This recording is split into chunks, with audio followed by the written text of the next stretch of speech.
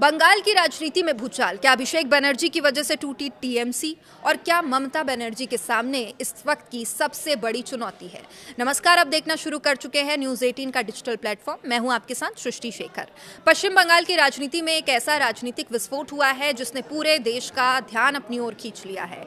जिस टीएमसी यानी तृणमूल कांग्रेस ने वर्षों तक बंगाल की राजनीति पर अपना दबदबा बनाए रखा, वही पार्टी अब दो हिस्सों में बंटती हुई नजर आ रही है। और सबसे हैरान करने वाली बात यह है कि ये बगावत किसी विपक्षी दल ने नहीं की, बल्कि पार्टी के अपने विधायकों ने की। और इस बगावत के केंद्र में एक ऐसा नाम है जिसे कभी ममता बनर्जी का राजनीतिक उत्तराधिकारी माना जाता था।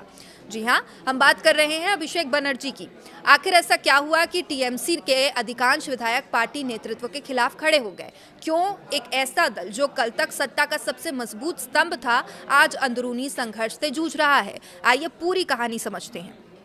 राजनीतिक संकट तब सामने आया जब टीएमसी के विधायक ऋतव्रत बनर्जी ने 80 विधायकों में से 58 विधायकों के समर्थन का दावा करते हुए विधानसभा में अलग गुट बनाने की घोषणा कर दी। अब ऋतव्रत बनर्जी ने विधानसभा अध्यक्ष के सामने दावा किया कि उनका गुट ही असली तृणमूल कांग्रेस है और उन्हें आधिकारिक मान्यता दी जानी चाहिए। सबसे दिलचस्प बात यह रही कि विधानसभा अध्यक्ष ने उनके दावे को स्वीकार भी कर लिया और नए गुट को मान्यता भी दे दी। इस घटनाक्रम ने बंगाल की राजनीति में भूचाल ला दिया। लेकिन कहानी यहीं खत्म नहीं होती। ऋतव्रत बनर्जी ने अपने बयान में साफ कहा कि उनकी लड़ाई ममता बनर्जी से नहीं। उन्होंने कहा कि ममता बनर्जी उनकी नेता थी और हैं और रहेंगी। वो चाहते हैं दीदी उन्हें आगे भी मार्गदर्शन देती रहें।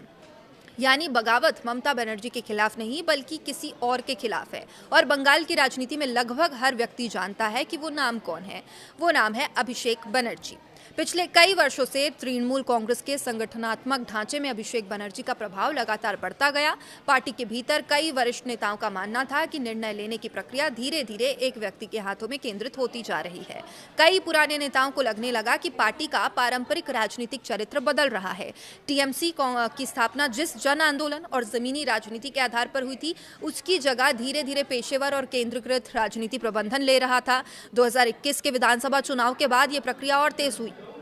राजनीतिक रणनीतिकारों और चुनावी प्रबंधन टीमों का प्रभाव बढ़ने लगा। संगठन के भीतर नेताओं के प्रदर्शन, गतिविधियों और राजनीतिक प्रभाव का लगातार आकलन किया जाने लगा। अब पार्टी के कई वरिष्ठ नेताओं को यह महसूस होने लगा कि अब राजनीतिक अनुभव से ज्यादा महत्वपूर्ण डेटा रिपोर्ट और प्रबंधन तंत्र को दिया जा रहा है। और यही वो दौर था जब असंतोष की शुरुआत होती है।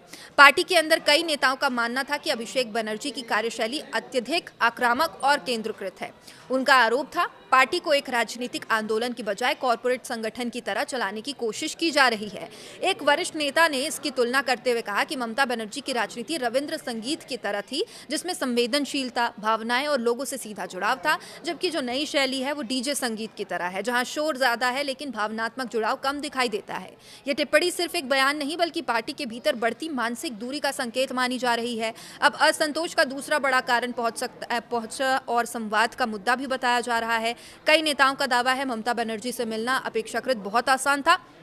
कोई भी कार्यकर्ता या नेता अपनी बात सीधे उनके सामने रख सकता था, लेकिन अभिषेक बनर्जी के साथ ऐसा नहीं था। कई नेताओं का आरोप है कि उनसे मिलने के लिए घंटों इंतजार करना पड़ता था। कई बार प्रतीक्षा के बाद भी मुलाकात नहीं हो पाती थी। पार्टी के जमीनी नेताओं को लगने लगा कि संगठन में संवाद की जगह दूरी बढ़ रही है और राजनीति में जब संवाद खत्म होता है तब असंतोष जन्म लेता है। और यही असंतोष धीरे धीरे एक विद्रोह में बदल गया।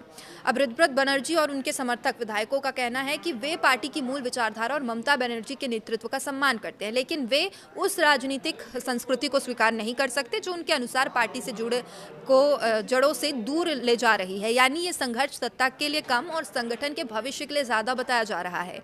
हालांकि राजनीतिक विश्लेषक इसे सत्ता संघर्ष के रूप में भी देख रहे हैं। उनका मानना है ये सिर्फ वैचारिक मतभेद नहीं बल्कि नेतृत्व की लड़ाई भी है।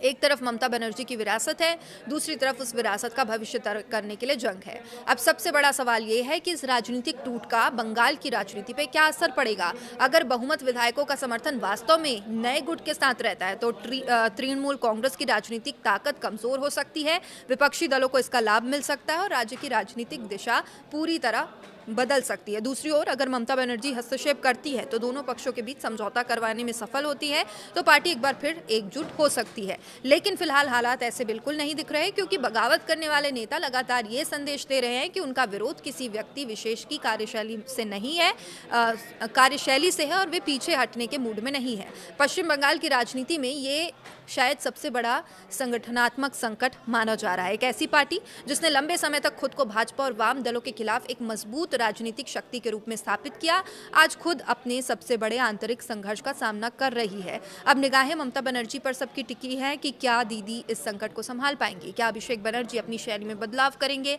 या फिर बंगाल की राजनीति में एक नए राजनीतिक अध्याय की शुरुआत हो रही है। इन सवालों के जवाब आने वाले दिनों में मिलेंगे, लेकिन इतना तय है कि तृणमूल कांग्रेस के भीतर शुरू हुई ये लड़ाई अब सिर्फ एक पार्टी का मामला नहीं रह गया, बल्कि बंगाल की राजनीति के भविष्य तय करने वाली सबसे बड़ी राजनीतिक कहानी बन चुकी है।